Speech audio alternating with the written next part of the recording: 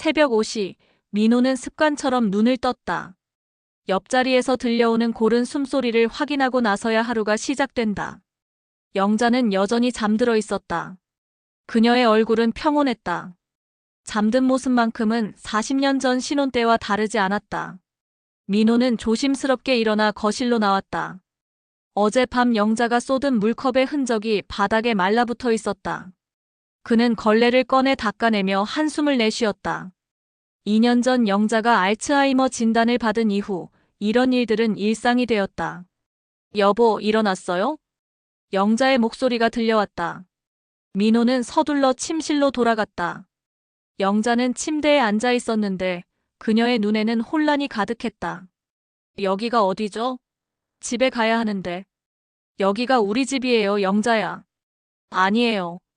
우리 집은 그런 곳이 아니었어요. 엄마가 기다리고 계실 텐데. 영자의 엄마는 15년 전에 돌아가셨다. 하지만 영자는 그 사실을 기억하지 못했다.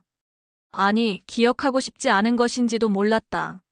그녀는 20대의 어느 시점에 머물러 있었고 민호는 그저 낯선 남자였다.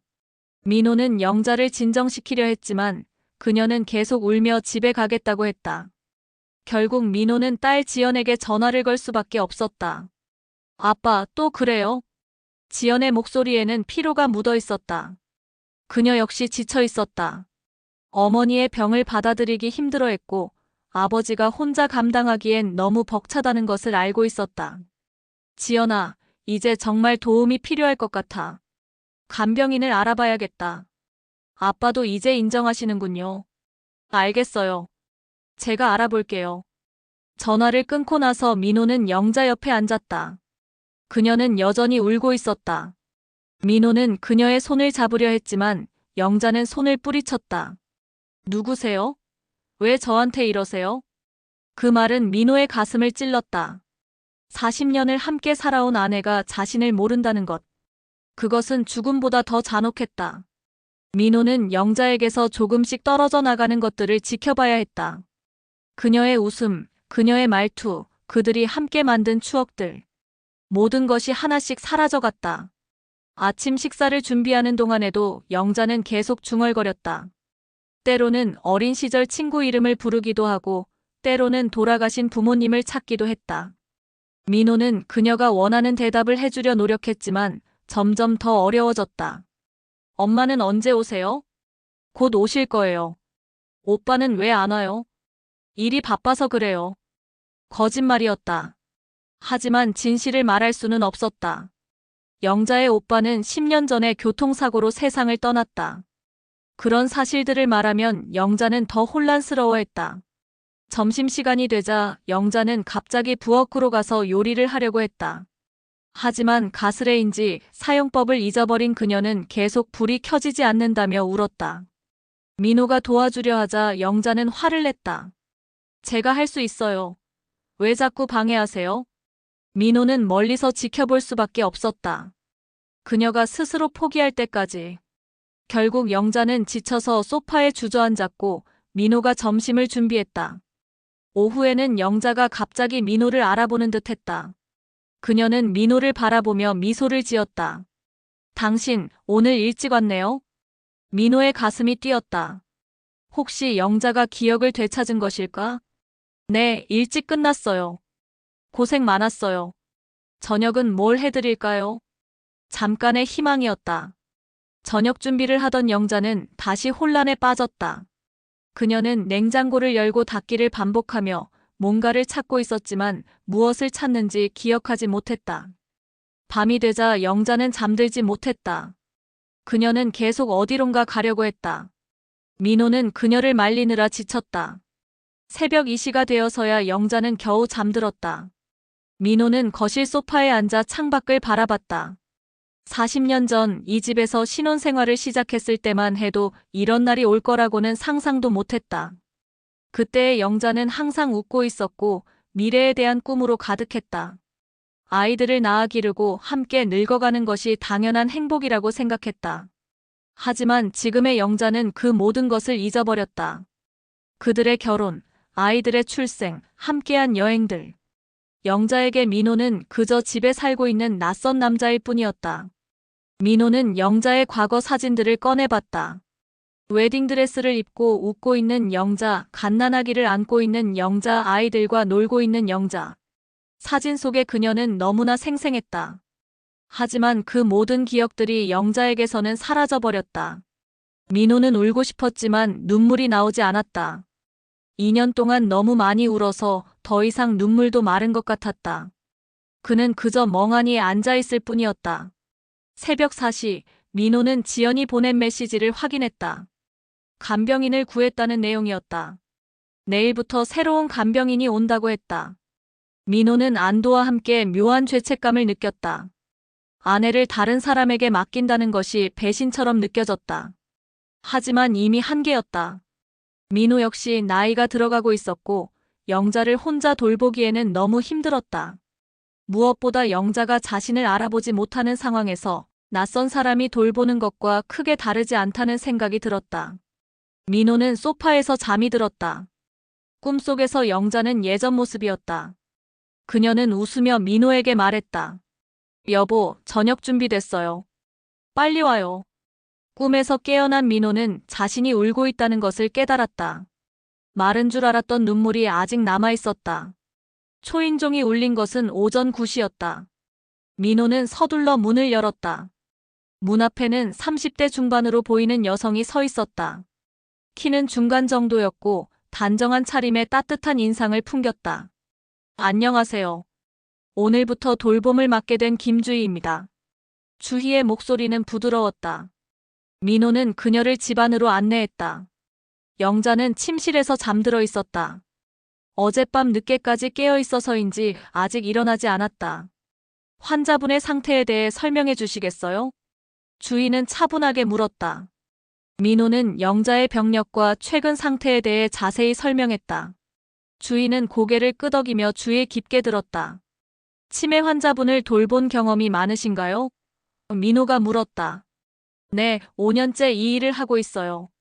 치매 환자분들을 주로 돌봤습니다. 주희의 대답에 민호는 약간 안심했다. 경험이 있다면 영자를 잘 돌봐줄 수 있을 것 같았다. 그럼 간단하게 집안을 안내해 드릴게요. 민호는 주희에게 집안을 보여주었다. 주희는 환자의 동선을 고려해서 위험한 것들을 체크했다. 날카로운 모서리, 미끄러운 바닥, 가스레인지 등을 꼼꼼히 살펴봤다. 몇 가지 안전장치를 설치하는 게 좋겠어요. 특히 가스레인지는 잠금 장치를 해두시는 게 안전할 것 같습니다. 주희의 전문적인 조언에 민호는 고마웠다.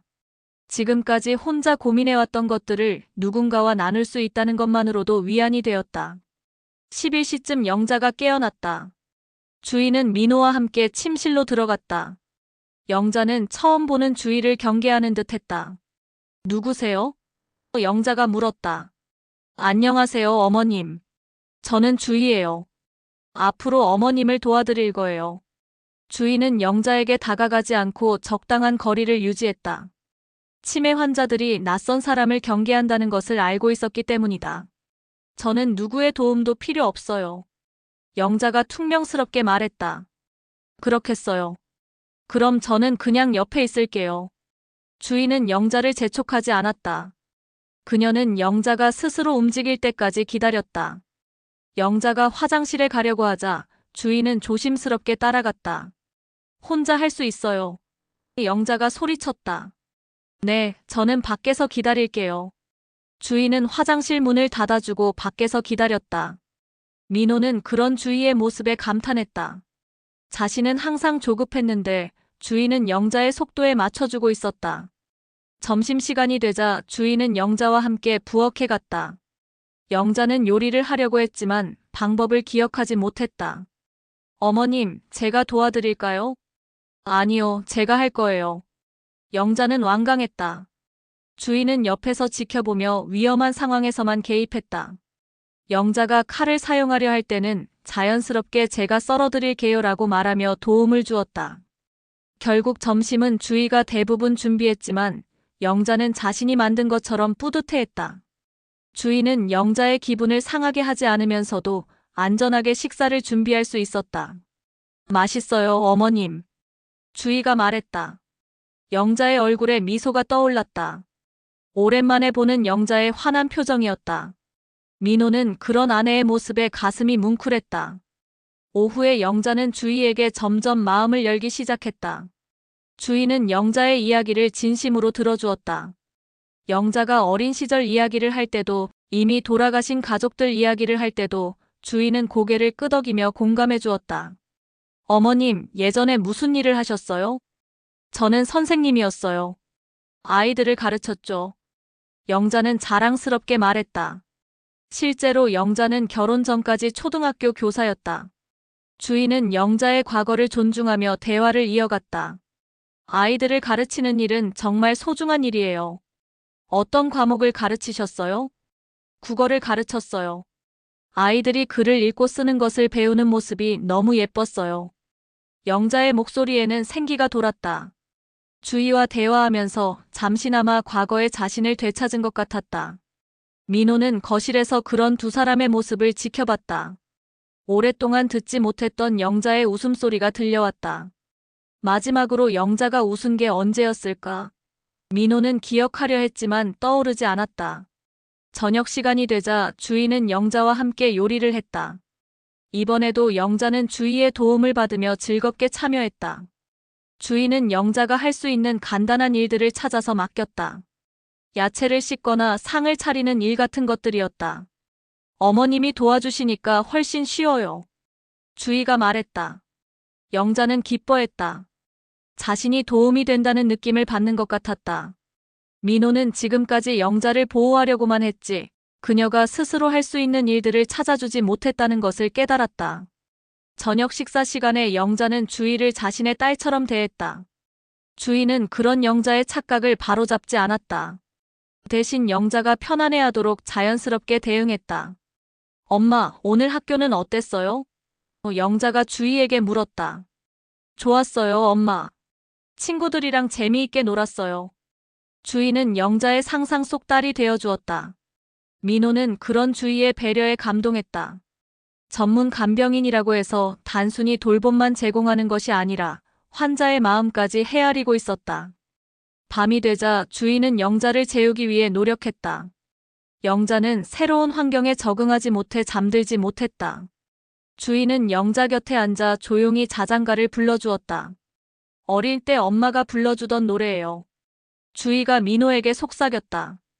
영자는 주희의 자장가를 들으며 점점 잠에 빠져들었다. 오랜만에 평화로운 밤이었다.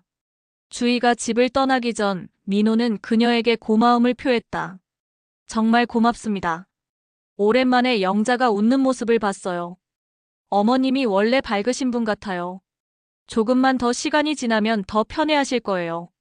주희의 말에 민호는 희망을 느꼈다.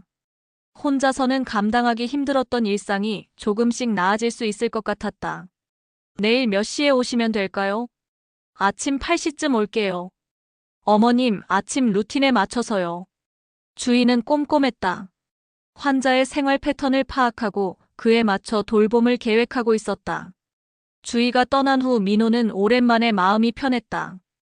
영자도 평안히 잠들어 있었다. 하루 종일 누군가가 영자를 전문적으로 돌봐준다는 것만으로도 큰 위안이 되었다. 민호는 침대에 누워 오늘 하루를 되돌아봤다. 주희가 온 첫날이었지만 영자가 그녀를 금세 받아들였다. 그것은 주희의 따뜻한 성품과 전문성 때문이었을 것이다. 처음으로 민호는 미래에 대한 희망을 가져볼 수 있었다. 영자의 병이 나아질 수는 없겠지만 적어도 남은 시간을 평화롭게 보낼 수 있을 것 같았다. 주희가 온 지 한 달이 지났다. 영자는 이제 주희를 완전히 가족처럼 여겼다. 때로는 딸로, 때로는 손녀로, 때로는 친구로 인식했다. 주희는 영자가 자신을 누구로 여기든 자연스럽게 받아들였다. 민호의 일상도 많이 달라졌다.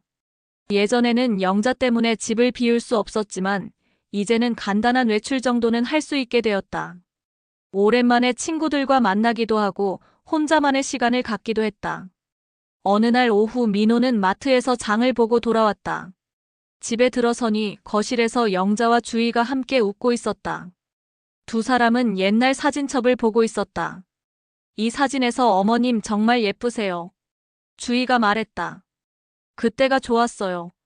신혼여행 때 사진이에요. 영자는 자신의 젊은 시절 사진을 보며 즐거워했다.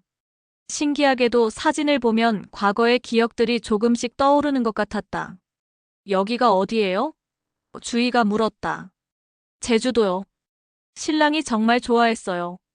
바다를 처음 본다고 했거든요. 영자의 말에 민호는 놀랐다. 영자가 신혼여행 때 일을 기억하고 있다는 것이 믿기지 않았다. 최근에는 민호조차 알아보지 못했는데 40년 전 일을 기억하다니. 민호는 조용히 두 사람 곁으로 다가갔다. 영자는 민호를 보더니 잠깐 멈칫했다. 그리고 사진을 다시 보며 말했다. 이 사람, 누구였지? 영자는 사진 속의 젊은 민호를 가리켰다. 민호의 가슴이 무너졌다. 사진 속의 자신도 기억하지 못한다는 것이 더 잔혹하게 느껴졌다. 멋있는 분이네요. 주희가 자연스럽게 말했다. 그래요? 그런 것 같기도 하고. 영자는 사진을 계속 들여다봤다. 뭔가 기억하려고 노력하는 것 같았지만 결국 고개를 저었다. 그날 밤 주희는 평소보다 늦게 집을 떠났다. 영자가 잠들지 않으려고 해서 더 오래 머물렀던 것이다. 민호는 주희를 배웅하며 현관까지 나갔다. 오늘 고생 많으셨어요. 괜찮아요. 어머님이 예전 일을 많이 기억하시는 것 같아서 신기했어요. 오히려 요즘 일은 더 기억하지 못하는 것 같은데. 민호의 목소리에는 씁쓸함이 묻어 있었다. 주희는 민호의 마음을 이해한다는 듯 고개를 끄덕였다. 치매는 그런 병이에요. 최근 기억부터 사라져가죠. 하지만 오래된 기억은 더 오래 남아있어요. 그래도 저를 기억하지 못한다는 게. 민호는 말을 마치지 못했다. 주희는 잠깐 망설이다가 민호에게 말했다. 선생님, 괜찮으시면 제가 차 한 잔 끓여드릴까요? 이야기 나누시죠. 민호는 고개를 끄덕였다. 오랫동안 이런 이야기를 누군가와 나누고 싶었다. 두 사람은 거실에 앉아 차를 마셨다. 영자는 침실에서 잠들어 있었다. 힘드시죠? 주희가 조심스럽게 물었다. 네. 정말 힘들어요. 40년을 함께 살았는데 이제는 낯선 사람이 되어버렸어요. 민호는 그동안 참아왔던 이야기들을 털어놓기 시작했다. 영자가 처음 이상 증세를 보였을 때의 당황감, 진단을 받았을 때의 절망감, 점점 악화되는 상황을 지켜보는 무력감. 가장 힘든 건 혼자라는 느낌이에요. 영자는 저를 모르고 아이들은 바쁘고 누구와도 이 마음을 나눌 수 없어요. 민호의 목소리가 떨렸다. 주희는 조용히 듣고 있었다. 저도 비슷한 경험이 있어요. 주희의 말에 민호는 고개를 들었다. 저희 어머니도 치매셨거든요. 아버지도 어머니를 5년 동안 돌보셨어요. 주희의 목소리에도 아픔이 묻어 있었다. 그래서 이 일을 시작하신 건가요? 네. 그때 아버지가 얼마나 힘들어 하셨는지 봤거든요. 저는 아무것도 해드릴 수 없었어요. 그래서 같은 상황에 있는 분들에게 도움이 되고 싶었어요. 주희의 진심이 느껴졌다. 단순히 직업으로 이 일을 하는 것이 아니라 개인적인 경험과 마음이 담겨 있었다. 어머니는 어떻게 되셨어요? 민호가 조심스럽게 물었다. 주희는 잠깐 망설이다가 대답했다. 2년 전에 돌아가셨어요. 아버지는 그 이후로 너무 힘들어하세요. 죄송합니다. 슬픈 이야기를 꺼내서. 괜찮아요. 선생님도 많이 힘드실 텐데. 우리끼리 이야기하면 조금은 나아질 것 같아요.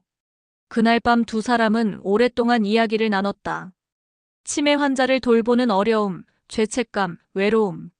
비슷한 경험을 공유하며 서로를 위로했다. 어머니께서 돌아가시기 전에 마지막으로 아버지를 알아보셨어요. 그때 아버지가 얼마나 기뻐하셨는지. 주희의 이야기에 민호는 복잡한 감정을 느꼈다. 영자도 언젠가 마지막 순간에 자신을 알아볼까? 아니면 그런 기회도 없이 떠나게 될까? 선생님도 그런 순간이 올 거예요. 사랑은 기억보다 깊은 곳에 있거든요. 주희의 말에 민호는 위로를 받았다. 동시에 주희라는 사람에 대해 더 알고 싶어졌다. 그녀의 따뜻함과 깊이가 민호의 메마른 마음에 조용한 파문을 일으키고 있었다. 밤이 깊어서야 주희는 집을 떠났다. 민호는 오랜만에 마음이 편안했다. 누군가와 진심으로 이야기를 나눈다는 것이 이렇게 큰 위안이 될 줄 몰랐다. 하지만 동시에 묘한 감정도 느꼈다. 주희에게서 오랫동안 잊고 있었던 따뜻함을 느끼고 있었다. 그것이 단순한 고마움인지 아니면 다른 감정인지 확신할 수 없었다. 침대에 누워서도 민호는 잠들지 못했다. 주희와의 대화가 계속 머릿속에 맴돌았다. 그녀의 따뜻한 미소, 이해하는 눈빛, 부드러운 목소리. 민호는 자신을 다그쳤다. 아내가 병들어 있는 상황에서 다른 여자를 생각한다는 것이 옳지 않다고 느꼈다. 하지만 마음은 쉽게 통제되지 않았다. 옆에서 잠들어 있는 영자를 바라봤다. 그녀는 평온한 얼굴로 자고 있었다. 꿈에서라도 과거에 행복했던 시절을 꾸고 있기를 바랐다. 민호는 영자의 손을 조심스럽게 잡았다. 여전히 따뜻했다. 40년을 함께한 이 손이 이제는 자신을 밀어내는 손이 되어버렸지만 그래도 사랑하는 사람의 손이었다. 그날 밤 민호는 꿈을 꿨다. 꿈에서 영자는 건강했고 주인은 없었다. 세 사람이 함께 있지 않은 평화로운 꿈이었다. 하지만 꿈에서 깨어났을 때 현실이 더 복잡해 보였다. 주희가 온 지 2달째 되는 날, 딸 지연이 갑자기 집을 찾아왔다. 평소보다 일찍 온 지연은 현관에서부터 뭔가 달라진 집 안 분위기를 감지했다. 거실에서는 영자와 주희가 함께 웃으며 이야기를 나누고 있었다. 영자의 얼굴에는 오랫동안 보지 못했던 생기가 돌고 있었다.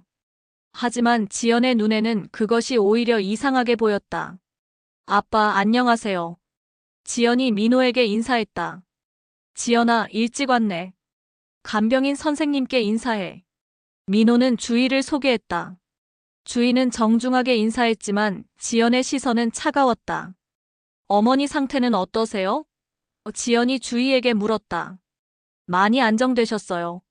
처음보다 훨씬 편안해하세요. 그런가요? 지연은 의심스럽다는 표정으로 영자를 바라봤다. 영자는 주희를 향해 미소를 지으며 손을 내밀고 있었다. 주희야, 오늘 뭐 해 먹을까? 영자의 말에 지연은 놀랐다. 어머니가 간병인을 이렇게 친근하게 대한다는 것이 이해되지 않았다. 어머니, 저예요. 지연이에요. 지연이 영자에게 다가갔지만 영자는 지연을 알아보지 못했다. 오히려 경계하는 표정을 지었다. 누구세요? 왜 저한테 그렇게 말해요? 영자의 반응에 지연은 충격을 받았다. 한 달 전만 해도 자신을 간간히 알아봤던 어머니가 이제는 완전히 낯선 사람 취급을 했다. 어머님, 따님이 오셨어요. 주희가 부드럽게 말했다. 딸? 내 딸은 아직 어린데. 영자는 혼란스러워했다. 지연은 그런 어머니를 보며 마음이 아팠다. 하지만 동시에 주희에 대한 질투를 느꼈다. 어머니가 자신은 알아보지 못하면서 간병인만 알아본다는 것이 못마땅했다. 저녁 식사 시간에 지연은 아버지와 단둘이 이야기할 기회를 만들었다. 주희는 영자와 함께 있었다. 아빠, 간병인 선생님과 너무 친해지신 거 아니에요? 지연의 말에 민호는 당황했다. 무슨 소리야? 그냥 고마워하는 거지. 그런 게 아니라 뭔가 분위기가 이상해요. 이상하다니? 아빠가 예전보다 밝아지셨어요. 그리고 간병인 선생님 보는 눈빛도. 지연은 말을 멈췄다. 확신은 없었지만 뭔가 위험한 냄새를 맡고 있었다. 너무 민감하게 생각하는 거 아니야? 주희 씨는 정말 좋은 분이야. 내 엄마도 좋아하고. 그게 문제예요. 엄마가 아빠는 알아보지도 못하면서 왜 간병인만 알아봐요? 지연의 목소리가 높아졌다. 민호는 그제서야 딸의 마음을 이해했다. 지연도 상처받고 있었던 것이다. 지연아, 그건 병 때문이야. 주희 씨가 매일 돌봐주니까 더 익숙해하는 거고. 정말 그게 다예요? 지연의 날카로운 질문에 민호는 대답하지 못했다. 정말 그게 다인지 자신도 확신할 수 없었기 때문이다. 그날 밤 지연은 집에 머물렀다. 주희가 떠난 후 지연은 민호와 진지한 대화를 나눴다. 아빠, 솔직히 말씀해 주세요. 간병인 선생님에게 다른 감정 없으세요? 지연아, 그게 무슨 소리야? 아빠도 사람이잖아요. 40년을 함께 살던 엄마가 아빠를 못 알아보는데 그 상황에서 다른 여자가 따뜻하게 대해주면. 지연의 말에 민호는 할 말을 잃었다. 딸이 자신의 마음을 너무 정확하게 읽고 있었다. 그렇다고 해서 엄마가 살아계시는데 무슨 짓이에요? 지연의 차갑고 단호한 목소리에 민호는 위축되었다. 자신도 잘못되었다고 느끼고 있던 감정을 딸에게 들키게 되니 더욱 부끄러웠다. 나도 모르겠다. 그냥 고마운 마음이었는데 언제부터인가. 민호는 솔직하게 털어놓았다. 주희에게 느끼는 감정이 단순한 고마움을 넘어서고 있다는 것을. 하지만 그것이 옳지 않다는 것도 알고 있다는 것을. 아빠, 정신 차리세요. 엄마는 아직 살아계시고 아빠를 믿고 있어요. 엄마는 날 기억도 못해. 기억하지 못해도 엄마예요. 지연의 외침에 민호는 고개를 숙였다. 딸의 말이 옳았다.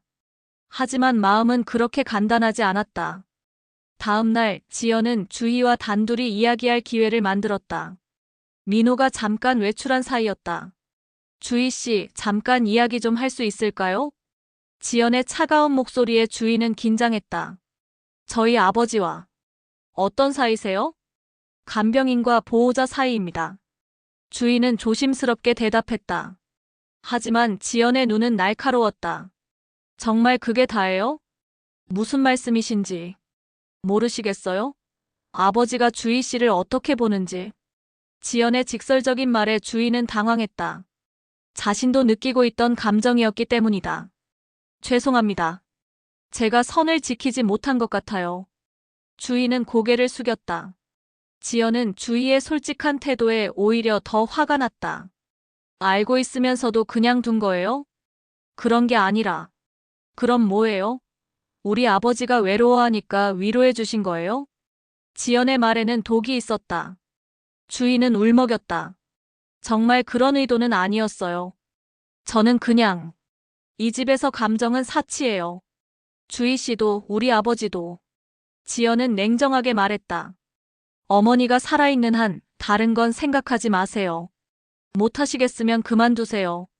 주희는 더 이상 말할 수 없었다. 지연의 말이 옳았기 때문이다. 자신이 선을 넘었고 민호도 흔들리게 만들었다. 그날 저녁 주희는 평소보다 조용했다. 영자를 돌보는 일에만 집중했고 민호와는 필요한 말만 주고받았다. 민호는 주희의 변화를 눈치챘지만 이유를 묻지 못했다. 지연이 떠난 후 집안의 분위기는 완전히 달라졌다. 주희는 전문적인 거리를 유지했고 민호는 죄책감에 시달렸다. 영자만이 그런 변화를 모른 채 평소처럼 주희를 반가워했다. 주희야, 왜 이렇게 조용해? 영자가 물었다. 괜찮아요, 어머님. 하지만 주희의 목소리에는 생기가 없었다. 민호는 그런 주희를 보며 마음이 아팠다. 지연의 말이 옳다는 것을 알면서도 주희가 상처받는 모습을 보기 힘들었다. 밤이 되어 주희가 떠날 때 민호는 그녀를 붙잡고 싶었다. 무엇이 잘못되었는지, 왜 갑자기 달라졌는지 묻고 싶었다. 하지만 그럴 용기가 없었다. 아니, 용기가 없었던 것이 아니라 두려웠던 것이다. 자신의 감정이 확인될까봐, 주희도 같은 마음일까봐, 그리고 그것이 현실이 될까봐. 민호는 혼자 남겨진 거실에서 오랫동안 앉아 있었다. 도덕과 감정 사이에서 흔들리고 있었다. 무엇이 옳은 일인지 알고 있었지만 마음은 그렇게 간단하지 않았다. 지연의 경고 이후로 한 달이 흘렀다. 주희는 철저히 전문적인 관계를 유지했고 민호도 거리를 두려고 노력했다. 하지만 같은 공간에 있으면서 서로를 의식하지 않을 수는 없었다. 그런데 어느 날부터 영자의 상태가 급격히 악화되기 시작했다. 지금까지는 신체적으로는 건강했는데 갑자기 식사를 거부하고 계속 잠만 자려고 했다. 병원에 가봐야겠어요. 주희가 민호에게 말했다. 갑자기 왜 이럴까요? 치매 말기에는 이런 증상이 나타날 수 있어요. 몸의 기능들이 서서히 멈춰가는 거죠. 주희의 설명에 민호는 충격을 받았다. 아직 마음의 준비가 되어 있지 않았다. 병원에서 받은 진단은 심각했다. 영자의 뇌 위축이 상당히 진행되었고 삼킴장애와 함께 여러 합병증이 나타나고 있었다. 가족들과 충분한 시간을 보내시는 게 좋겠습니다. 의사의 조심스러운 말에 민호는 현실을 받아들여야 했다. 집으로 돌아온 후 민호는 지연과 아들 민수에게 연락했다. 두 자녀는 서둘러 집으로 왔고 가족 회의를 열었다. 아버지, 입원시키는 게 나을까요? 민수가 물었다. 어머니가 집을 좋아하셨잖아. 여기서 편안하게 보내시게 해드리자. 민호의 결정에 아이들도 동의했다. 주희도 끝까지 돌봄을 제공하겠다고 했다. 그날 밤부터 민호는 영자의 침대 옆에서 밤을 보냈다. 영자의 호흡은 불규칙했고 때때로 신음소리를 냈다. 민호는 그녀의 손을 잡고 조용히 말을 걸었다. 영자야, 나야. 민호야. 영자는 반응이 없었다. 하지만 민호는 계속 이야기했다. 젊은 시절의 추억들, 아이들이 어렸을 때의 이야기들, 함께 꿈꿨던 미래들. 주희는 밤새 영자를 돌봤다. 체위를 바꿔주고 입을 적셔주고 욕창이 생기지 않도록 마사지를 해주었다. 민호는 그런 주희의 모습을 지켜보며 고마움과 미안함을 동시에 느꼈다. 주희 씨, 좀 쉬세요. 제가 할게요. 괜찮아요. 이런 일이 제 일이에요. 주희는 민호의 배려를 거절했다. 하지만 그녀의 목소리에는 피로가 묻어 있었다. 사흘째 되는 날 새벽 기적 같은 일이 일어났다. 영자가 갑자기 눈을 뜨더니 민호를 똑바로 바라봤다. 여보. 영자의 목소리는 약했지만 분명했다. 민호는 깜짝 놀라 영자에게 다가갔다. 영자야. 날 알아봐. 네. 당신 민호죠? 영자는 민호를 알아봤다. 2년 만에 처음이었다. 민호는 울음을 터뜨렸다. 네, 맞아요. 저예요, 영자야. 영자는 힘없이 미소를 지었다. 그리고 주변을 둘러보더니 주희를 발견했다. 이분은 누구세요? 저를 돌봐주신 분이에요. 정말 좋은 분이세요. 영자는 주희를 바라보며 고개를 끄덕였다. 고마워요. 힘들었을 텐데. 주희는 눈물을 참으며 대답했다. 아니에요, 어머님. 저야말로 많이 배웠어요. 영자는 다시 민호를 바라봤다. 그녀의 눈에는 무언가 말하고 싶은 것이 있어 보였다. 여보, 미안해요. 왜 미안해? 내가 뭘 잘못했다고. 저 때문에 많이 힘들었죠? 민호는 고개를 저었다. 하지만 영자는 알고 있는 것 같았다. 이제 다시 사랑하셔도 돼요. 영자의 말에 민호는 당황했다. 무슨 소리야, 영자야. 저는 이미 많이 떠났어요. 당신 혼자 남겨둘 수 없어요. 영자는 힘들게 말을 이어갔다. 다시 사랑하게 될 거예요. 나는 괜찮아요. 그 말을 마지막으로 영자는 다시 의식을 잃었다. 민호는 혼란스러웠다. 영자가 무엇을 알고 있는 것일까? 자신과 주희의 감정을 눈치챈 것일까? 주희는 영자의 말을 들으며 충격을 받았다. 죽어가는 사람이 남편의 미래를 걱정하며 허락을 주다니. 그것이 더욱 마음을 무겁게 만들었다. 그날 오후 영자의 호흡이 더욱 약해졌다. 가족들이 모두 모여 마지막 시간을 함께했다. 지연과 민수는 어머니의 손을 잡고 눈물을 흘렸다. 엄마 사랑해요. 엄마 고생 많으셨어요.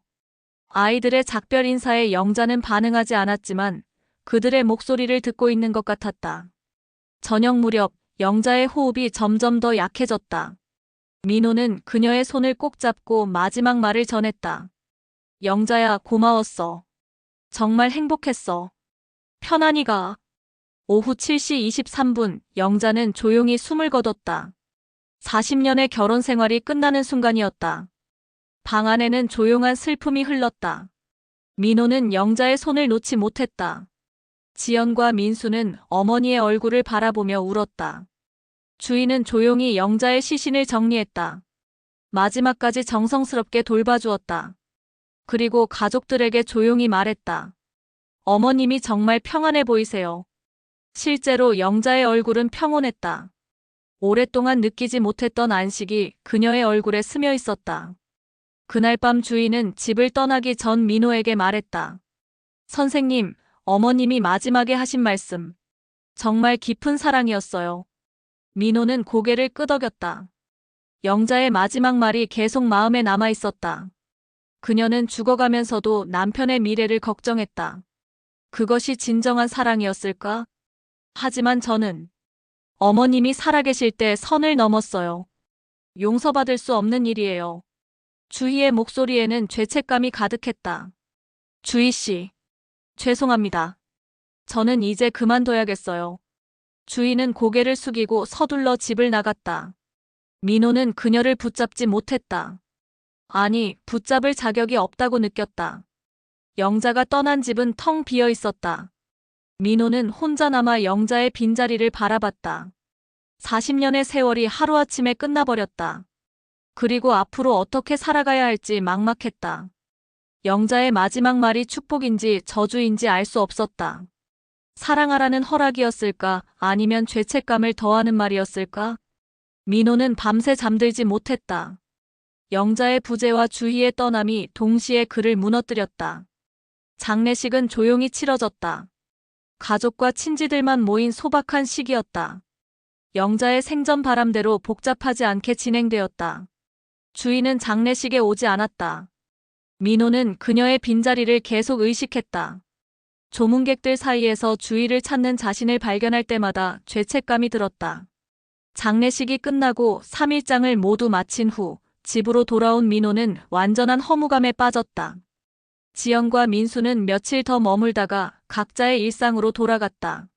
아버지, 혼자 계시지 마시고 우리 집에 와서 지내세요. 지연이 제안했다. 괜찮다. 여기가 편해. 민호는 혼자 있고 싶었다. 40년을 함께 살던 집에서 영자의 흔적들을 천천히 정리하고 싶었다. 아이들이 떠난 후 집은 더욱 적막했다. 민호는 영자의 옷들, 사진들, 소지품들을 하나씩 정리했다. 주희가 영자를 돌보며 사용했던 물품들도 곳곳에 남아 있었다. 일주일이 지나도 주희로부터 아무 연락이 없었다. 민호는 그녀에게 전화를 걸고 싶었지만 어떤 말을 해야 할지 몰랐다. 고맙다고, 보고 싶다고, 모든 말이 부적절하게 느껴졌다. 열흘째 되는 날, 민호는 결국 주희에게 전화를 걸었다. 벨소리가 길게 울렸지만 받지 않았다. 다시 걸어도 마찬가지였다. 그날 밤 민호는 주희가 일하던 요양보호사 센터에 전화를 걸었다. 김주희 씨요? 그분은 이번 주부터 휴직 중이세요. 휴직이요? 개인 사정으로 잠시 쉬신다고 하더라고요. 민호는 주희가 자신을 피하고 있다는 것을 깨달았다. 그것이 당연한 일이라고 생각하면서도 마음은 아팠다. 2주가 지난 어느 날 저녁 초인종이 울렸다. 민호는 혹시 주희일까 하는 마음으로 문을 열었다. 하지만 문 앞에 서 있는 것은 주희였다. 안녕하세요. 주희는 조용히 인사했다. 주희 씨, 들어와요. 두 사람은 거실에 마주 앉았다. 영자가 없는 거실은 너무 넓고 조용했다. 어머님 장례식에 가지 못해서 죄송해요. 괜찮아요. 이해해요. 그리고 그동안 연락드리지 못해서. 주희는 말을 잇지 못했다. 민호도 무슨 말을 해야 할지 몰랐다. 주희 씨, 그동안 정말 고마웠어요. 주희 씨가 없었다면. 그 말씀은 하지 마세요. 주희가 민호의 말을 막았다. 저는 용서받을 수 없는 일을 했어요. 무슨 소리예요? 선생님도 아시잖아요. 어머님이 살아계실 때 저희가 느꼈던 감정들을. 주희의 목소리가 떨렸다. 민호는 할 말을 잃었다. 저는 선생님을 사랑하게 됐어요. 주희의 고백에 민호는 숨이 멈추는 것 같았다. 어머님을 돌보면서 선생님의 아픔을 지켜보면서 언제부터인지 사랑하고 있었어요. 주희는 눈물을 흘리며 말을 이어갔다.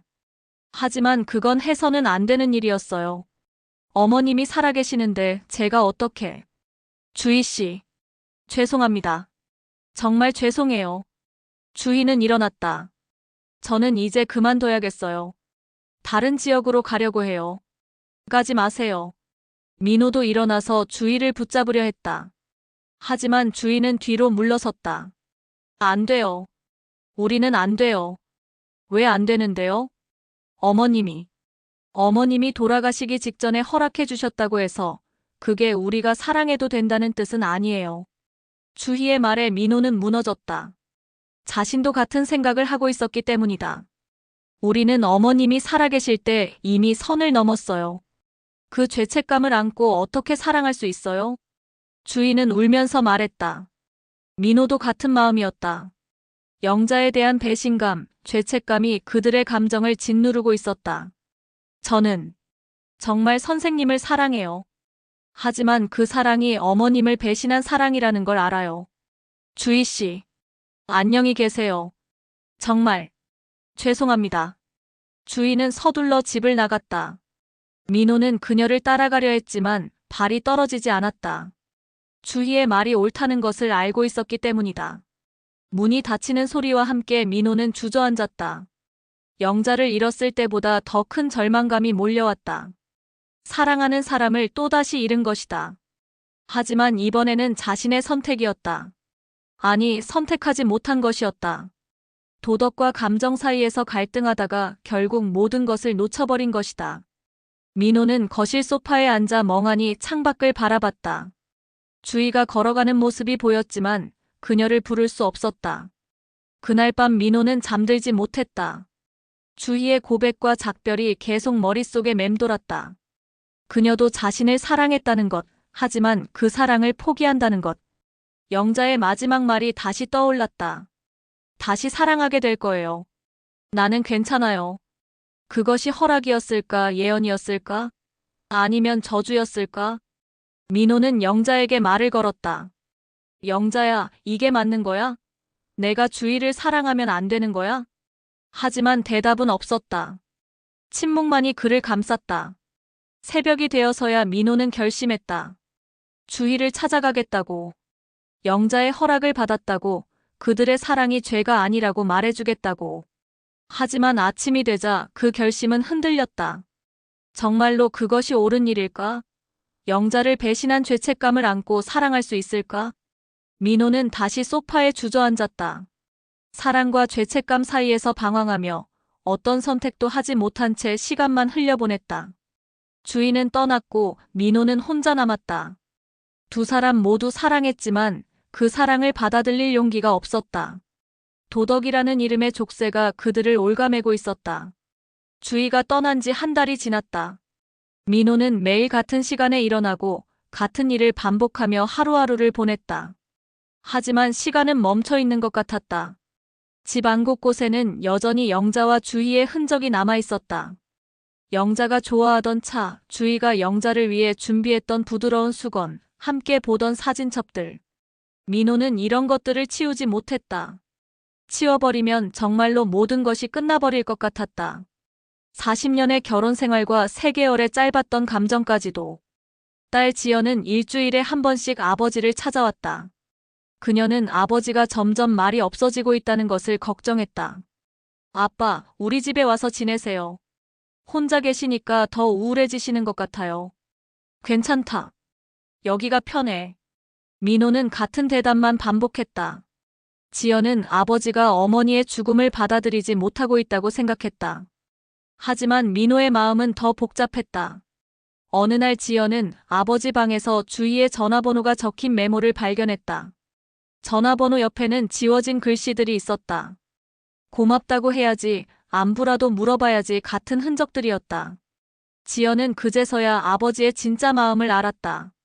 아버지는 어머니가 아니라 간병인을 그리워하고 있었던 것이다. 아빠, 주희 씨한테 연락하셨어요? 민호는 놀란 표정으로 딸을 바라봤다. 아니, 뭘? 아빠 방에서 봤어요. 전화번호랑 메모들. 지연의 말에 민호는 당황했다. 그냥 고마웠던 분이니까. 아빠, 정말 주희 씨를 사랑하시는 거예요? 지연의 직설적인 질문에 민호는 대답하지 못했다. 엄마가 돌아가신 지 한 달밖에 안 됐어요. 나도 알아. 그런데 다른 여자를 생각하세요? 지연의 차가운 목소리에 민호는 고개를 숙였다. 지연아, 너도 이해해봐.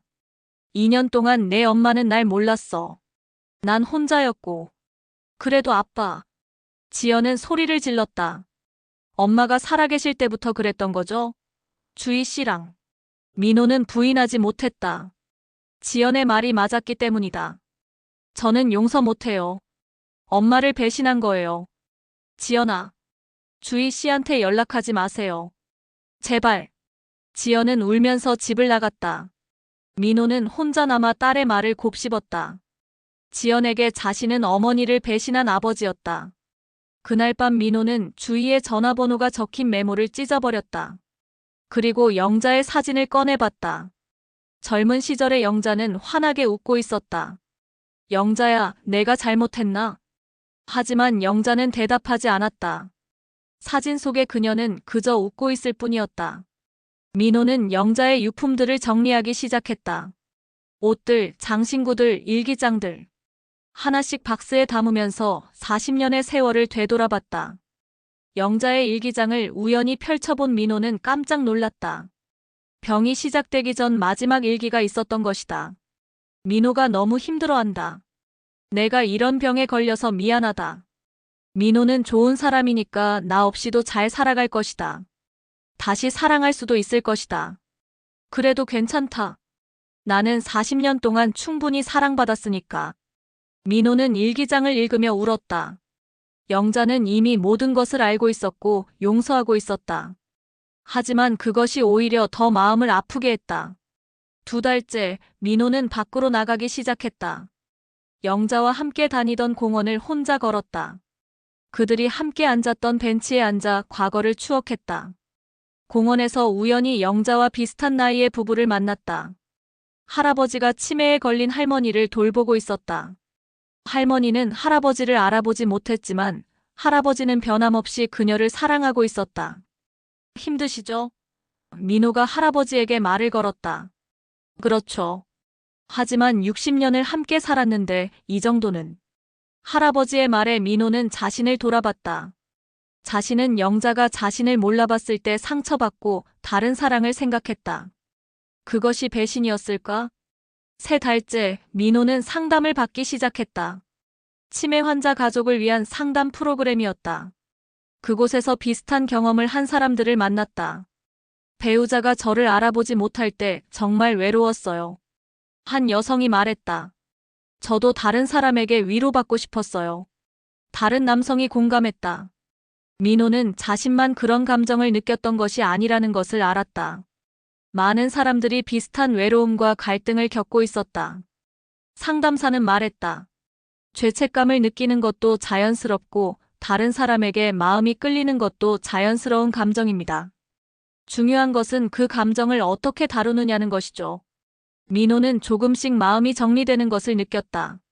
자신의 감정이 틀린 것만은 아니라는 것을, 하지만 행동에는 책임이 따른다는 것을 깨달았다. 4달째 민호는 새로운 일을 시작했다. 요양보호사 교육센터에서 봉사활동을 하기로 한 것이다. 치매 환자 가족들에게 도움을 주고 싶었다. 첫 봉사날, 민호는 떨리는 마음으로 센터에 갔다. 그곳에는 자신과 같은 상황에 있는 가족들이 많았다. 민호는 그들의 이야기를 들어주고 자신의 경험을 나누었다. 처음에는 아내를 잃었다고 생각했어요. 하지만 나중에 깨달았죠. 아내는 여전히 거기 있었다는 것을. 민호의 말에 한 남성이 고개를 끄덕였다. 저도 그래요. 부인이 저를 몰라봐도 여전히 제 부인이거든요. 민호는 봉사를 하면서 조금씩 평화를 찾아갔다. 다른 사람들을 도우면서 자신도 치유되고 있었다. 어느 날 집으로 돌아가던 민호는 멀리서 익숙한 뒷모습을 보았다. 주희였다. 그녀도 같은 센터에서 일하고 있었던 것이다. 민호는 그 자리에 서서 주희를 바라봤다. 4개월 만에 보는 그녀는 조금 여위어 보였다. 하지만 여전히 따뜻한 모습으로 환자들을 돌보고 있었다. 민호는 다가가고 싶었지만 그러지 않았다. 아직 때가 아니라고 생각했다. 하지만 그녀가 가까이 있다는 것만으로도 위안이 되었다. 집으로 돌아온 민호는 영자의 사진에게 말했다. 영자야, 주희를 봤어. 아직은 안 될 것 같아. 하지만 언젠가는 내가 허락해준 그 사랑을 언젠가는 용기 내어 받아들일 수 있을 것 같아. 영자의 사진은 여전히 환하게 웃고 있었다. 마치 이해한다고 말하는 것처럼. 6개월이 지났다. 민호는 매주 2번씩 요양보호사 교육센터에서 봉사활동을 했다. 치매 환자 가족들을 상담하고 새로운 요양보호사들에게 경험담을 들려주었다. 그 과정에서 민호는 많은 것을 깨달았다. 사랑에는 여러 가지 형태가 있다는 것, 상실도 삶의 한 부분이라는 것, 그리고 용서는 다른 사람이 아니라 자신에게서 시작된다는 것을. 어느 날 센터에서 새로운 요양보호사 교육이 있었다. 민호는 강사로 참여해서 가족의 입장에서 조언을 해주기로 했다. 강의실에 들어선 민호는 깜짝 놀랐다. 맨 뒤에 주희가 앉아 있었던 것이다. 6개월 만에 마주친 그녀는 예전보다 성숙해 보였다. 민호는 당황했지만 강의를 시작했다. 안녕하세요. 저는 치매 환자의 가족으로서 여러분께 이야기를 전하러 왔습니다. 민호는 영자의 이야기부터 시작했다. 처음 진단을 받았을 때의 충격, 점점 악화되는 상황을 지켜보는 마음, 그리고 마지막 순간까지의 과정을. 가장 힘들었던 것은 아내가 저를 알아보지 못할 때였습니다. 40년을 함께 살았는데 갑자기 낯선 사람이 된 기분이었어요. 참석자들은 진지하게 들었다.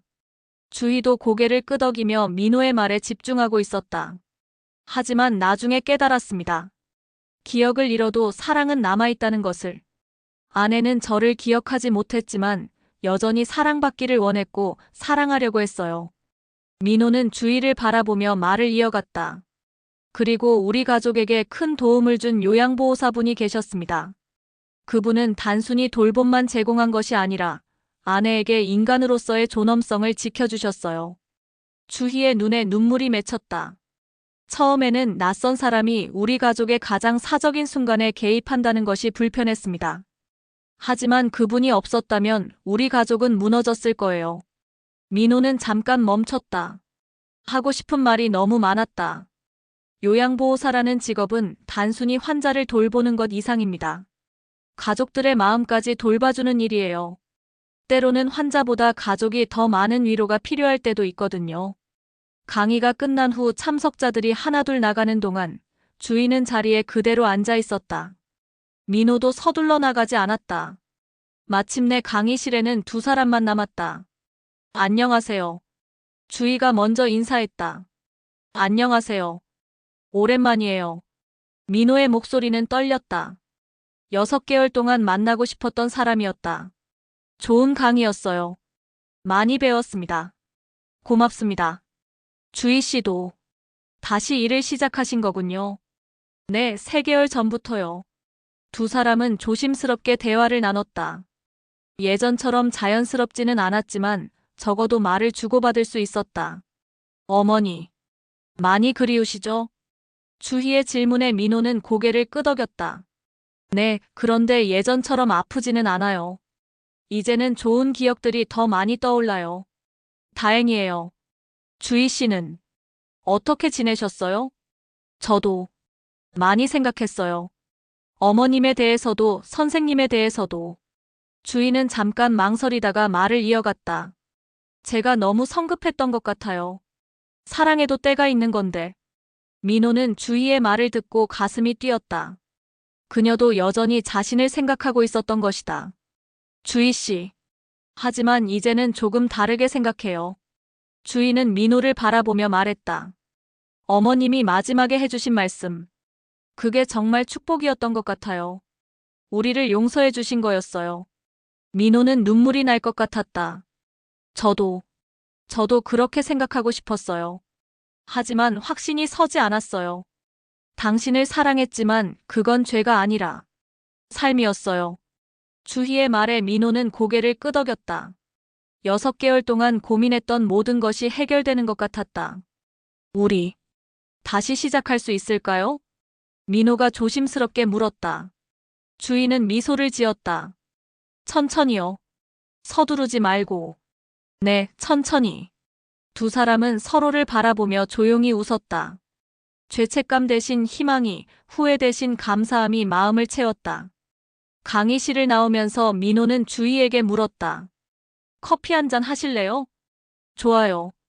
두 사람은 센터 근처 카페에 앉았다.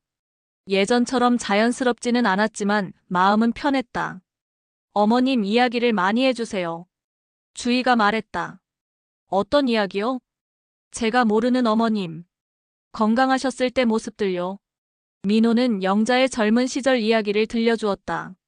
교사였던 시절, 아이들을 낳아 기르던 시절, 함께 여행을 다니며 꿈을 키워가던 시절들.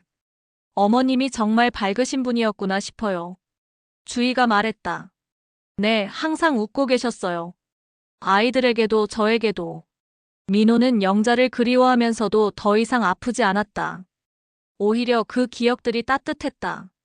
어머님이 우리를 지켜보고 계실 것 같아요. 주희가 조심스럽게 말했다. 저도 그런 생각이 들어요. 마지막에 해주신 말씀이 정말 축복이었던 것 같아요. 두 사람은 오랫동안 이야기를 나눴다. 영자에 대한 추억, 지난 6개월간의 시간, 그리고 앞으로의 계획들. 선생님, 저 한 가지 부탁이 있어요. 뭔가요? 어머님 산소에 함께 가서 인사드리고 싶어요. 주희의 제안에 민호는 놀랐다. 그리고 고마웠다. 좋은 생각이에요. 영자도 좋아할 거예요. 다음 주말 두 사람은 함께 영자의 산소를 찾았다. 민호는 오랜만에 아내를 만나러 가는 길이 무겁지 않았다. 옆에 주희가 있어서일까 아니면 마음의 짐을 내려놓아서일까. 산소 앞에서 주희는 정중하게 절을 올렸다. 어머님, 주희예요. 마지막 인사를 제대로 못 드려서 죄송했어요. 주희는 영자에게 조용히 말을 걸었다. 어머님, 선생님을 정말 사랑하게 됐어요. 어머님이 허락해 주신 그 사랑 소중히 하겠어요. 민호도 영자에게 말했다. 영자야, 주희가 왔어. 우리를 용서해줘서 고마워. 내가 해준 마지막 말. 이제야 이해할 것 같아. 바람이 불어와 나뭇잎들이 살랑거렸다. 마치 영자가 대답하는 것 같았다. 산소를 나오면서 주희가 말했다. 마음이 편해졌어요. 어머님이 정말 용서해 주신 것 같아요. 저도요. 이제야 새로운 시작을 할 수 있을 것 같아요. 그로부터 1년이 지났다. 민호와 주희는 천천히 조심스럽게 관계를 발전시켜 나갔다. 서두르지 않았다. 영자에 대한 기억을 소중히 하면서 새로운 사랑도 키워나갔다. 지연은 처음에는 반대했지만 시간이 지나면서 조금씩 받아들이기 시작했다. 아버지가 행복해하는 모습을 보면서 어머니도 이를 원했을 것이라고 생각하게 되었다. 아빠가 혼자 계시면 더 힘드실 텐데. 주희 씨가 함께 해주시니까 다행이에요. 지연이 민수에게 말했다. 민수도 고개를 끄덕였다. 엄마도 아빠가 행복하기를 원하셨을 거야. 어느 봄날 민호와 주희는 영자가 좋아하던 공원을 함께 걸었다. 벚꽃이 만개한 아름다운 날이었다. 영자도 이 꽃들을 좋아했어요. 민호가 말했다. 어머님도 지금 이 꽃들을 보고 계실 거예요. 주희가 대답했다. 주희 씨, 고마워요. 뭐가요? 저에게 다시 사랑할 용기를 줘서요. 그리고 영자와의 추억을 소중히 여겨줘서요. 주희는 민호의 손을 잡았다. 저야말로 고마워요. 선생님 덕분에 진짜 사랑이 뭔지 알게 됐어요.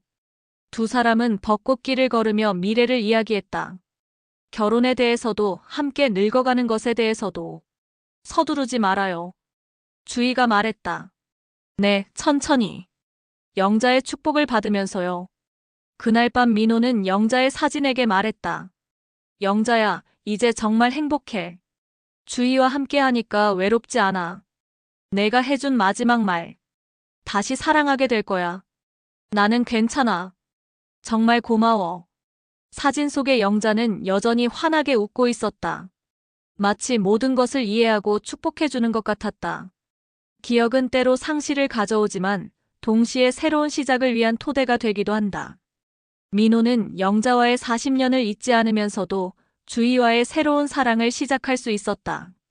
사랑에는 끝이 있지만 진정한 사랑은 죽음 너머에서도 계속된다. 영자의 사랑은 민호가 다시 사랑할 수 있도록 길을 열어주었고 그것이야말로 가장 아름다운 사랑의 완성이었다. 봄이 지나고 여름이 오고 다시 가을이 왔다. 계절은 변하지만 사랑은 계속되었다. 기억 속의 사랑과 현재의 사랑이, 과거의 행복과 미래의 희망이 어우러져 새로운 삶의 이야기를 만들어가고 있었다. 민호와 주희의 사랑은 죄가 아니라 삶이었다. 상실 후에 찾아온 두 번째 기회였고 영자가 남겨준 마지막 선물이었다. 그들은 기억의 끝에서 새로운 시작을 찾았다. 그리고 그 시작에는 용서와 축복이 함께했다.